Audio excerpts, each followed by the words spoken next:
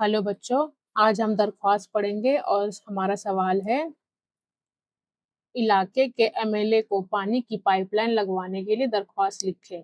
इलाके के एमएलए को पानी की पाइपलाइन लगवाने के लिए दरख्वास्त लिखिए। ये 12th क्लास के बच्चों को एग्जाम बोर्ड के एग्जाम में आ चुका है, इसलिए मैंने ये सवाल भी डाला है। तो आप लोग अच्छे से याद करें। सवाल है हमारा, इलाके के एमएलए को हमने क्या करना है, पाइपलाइन लगवाने के लिए या पाइपलाइन बिछाने के लिए दरख्वास्त लिखनी है। तो देखो इसमें क्या, हम हमेशा अभी हमने जितने भी दरख्वास्त लिखे हमने किसको लिखे, प्रिंसिपल को लिखे। तो हमेशा यहाँ पर हम प्रिंसिपल लिख रहे थे, तो यहाँ पर थोड़ा सा चेंज हो जाएगा।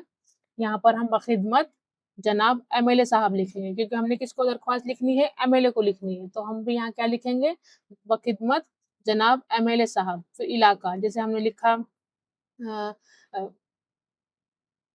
मुनका लिखा हमने, इलाका क्या है, मुनका लिखना है। अब मुनका कहाँ पर है, नई दिल्ली में है, तो आपने लिखा इलाका मुनका और शहर का नाम है नई दिल्ली। ठीक है, फिर हमने लिखा मौजो। मौजो हमेशा हमारा क्या होता है, जो हमारा सवाल होता है वही हमारा मौजू होता है। तो सवाल क्या है हमारा, हमने एमएलए को लिखना है कि हमारे जो इलाका है उसमें पाइपलाइन लगवाना है या पाइपलाइन बिछाना है। तो मैंने लिखा है इलाके में पाइपलाइन बिछाने के लिए दरख्वास्त, या इलाके में पाइपलाइन लगवाने के लिए दरख्वास्त। ठीक है, ये सेम ही होता है। बस यहाँ पर देखो जितने भी दरख्वास्त लिखते हैं सब सेम होता है। इसमें क्या हो गया, बस प्रिंसिपल की जगह एमएलए साहब आ गया है, स्कूल की जगह इलाके का नाम आ गया है, बाकी शहर का नाम तो हम वैसे ही लिखते हैं। तो इसमें बस दो चीज चेंज होगी, एमएलए साहब और इलाके का नाम लिखना है। और हम अपने दरख्वास्त जो नॉर्मल लिखते हैं उसमें क्या है, प्रिंसिपल के नाम लिखते हैं और स्कूल का नाम लिखते हैं। तो इसी तरह हमने इलाके का नाम लिखना है और जनाब एमएलए साहब लिखना है। मौजू है हमारा इलाके में पाइपलाइन बिछाने के लिए दरख्वास्त या इलाके में पाइपलाइन लगवाने के लिए दरख्वास्त। सेम आएगा, गैप देना है, आपने लिखना है जनाबे आली। ठीक है, फिर दोबारा से थोड़ा सा स्पेस देके लिखना है। गुजारिश ये है कि मैं आपके इलाके, अपने इलाके का नाम लिखना है। जो आपने यहाँ पर लिखा, हमने यहाँ मुनका लिखा था तो आपने यहाँ भी मुनका लिखना, जो लिखा था वो लिखना है। गुजारिश है कि मैं मुनका का रिहायशी हूँ, यानी कि रहने वाला हूँ। आपकी तवज्जो एक अहम मसले की तरफ लाना चाहता हूँ या चाहती हूँ। अब जो है उसके हिसाब से लिखे, लाना चाहता हूँ या चाहती हूँ। हमारे इलाके में पानी की पाइपलाइन खराब हो चुकी है, जिसकी वजह से पानी की शदीद किल्लत का सामना करना पड़ रहा है। क्या है, हमारे इलाके की जो पाइपलाइन क्या हो गई है, खराब हो चुकी है, जिसकी वजह से पानी की शदीद किल्लत का सामना करना पड़ रहा है।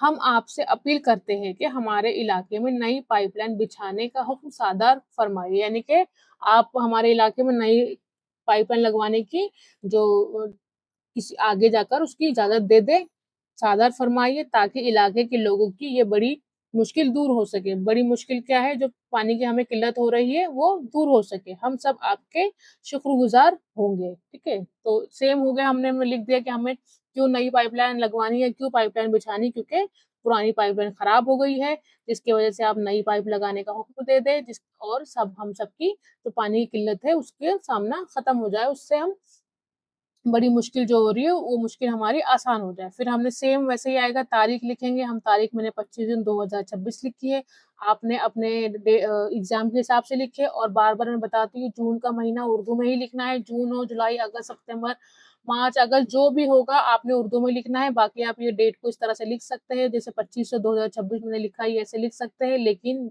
महीना जो है आपने उर्दू में ही लिखना है। फिर थोड़ा सा गैप देके लिखेंगे, आई नवाजिश होगी। फिर आपने अपना नाम लिखना है, राब्ता नंबर, यानी कि आपने अपना कोई भी मोबाइल नंबर डालें, ज़रूरी नहीं आपने सही डालना है, आप कोई भी नंबर डाल सकते हैं। और अपने इलाके का नाम लिखना है। आपने क्या-क्या लिखना है, अपना नाम लिखना है पहले, फिर राब्ता नंबर यानी कि आपका जो कॉन्टैक्ट नंबर है आपने यहाँ लिखना है, जिस पे आपको आपके एमएलए कॉन्टैक्ट करेंगे, क्योंकि आपने ये दरख्वास्त उनके लिए लिखी है, एप्लीकेशन लिखी है। फिर अपने इलाके का नाम, जहाँ पर आपको ये दुश्वारियाँ हो रही है, पानी की किल्लत हो रही है, वो आपने लिखना है।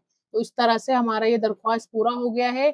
और इस तरह से अभी नई-नई चीज़ें आ रही है, सीबीएसई ने बहुत सी नई चीज़ें निकाली, जैसे अभी हमने पाइपलाइन के लिया है। इसी तरह से ऐसे भी एक है कि आपके इलाके में बहुत सी जो गंदगी हो गई है, जैसे कूड़ा बहुत पड़ा हुआ है, तो आपने एमसीडी को लिखना, एमसीडी को दरख्वास्त लिखनी कि आप यहाँ से आकर ये कूड़ा वगैरह हटाइए। इस तरह के भी सवाल आप दरख्वास्त पूछी जा रही है एग्ज़ाम में। थोड़ा-सा आजकल सिलेबस थोड़ा-सा हार्ड हो रहा है, पहले थोड़ा-सा ईज़ी आता था। बहुत सी चीज़ें जो आप किताब से रिलेटेड ही होती थी, अब आउट ऑफ सिलेबस भी आना शुरू हो गई। इस साल भी बहुत सी चीज़ें, मुहावरे वगैरह थे, वो बहुत आउट ऑफ सिलेबस थे, किताब से नहीं आए हुए थे, इसलिए आप किताब को तो पढ़ना ही है आपने, इसके अलावा आपने बाहर से भी पढ़े, हर चीज़ को याद करे, जैसे नज़्म के बारे में, तौईल नज़्म के बारे में, दरख्वास्त के बारे में, मज़मून अलग-अलग तरीके से पूछे जा रहे हैं। सबसे पहले आप मज़मून की जो उन्वान है उसके मानी समझे, क्योंकि बहुत से लोगों को मानी पता नहीं होता, जिस वजह से वो लिख नहीं पाते। इसी तरह से अभी एमएलए का लिखा है, कल मैं आपको एमसीडी के लिए लेकर आऊँगी। जो एमसीडी का भी एक एक बार आया हुआ है कि आपके इलाके में कूड़ा हो गया है, और एमसीडी को क्या करना है आपने, दरख्वास्त लिखनी है, एप्लीकेशन लिखनी है। तो आज के लिए इतना ही। अगर आपको मेरे वीडियो पसंद आया तो आप लाइक, शेयर और सब्सक्राइब कर दीजिए, और इस तरह से मैं रोज़ आपके लिए एक दरख्वास्त लिखूँगी, मज़मून लाऊँगी। तो आज के लिए इतना ही। Thank you.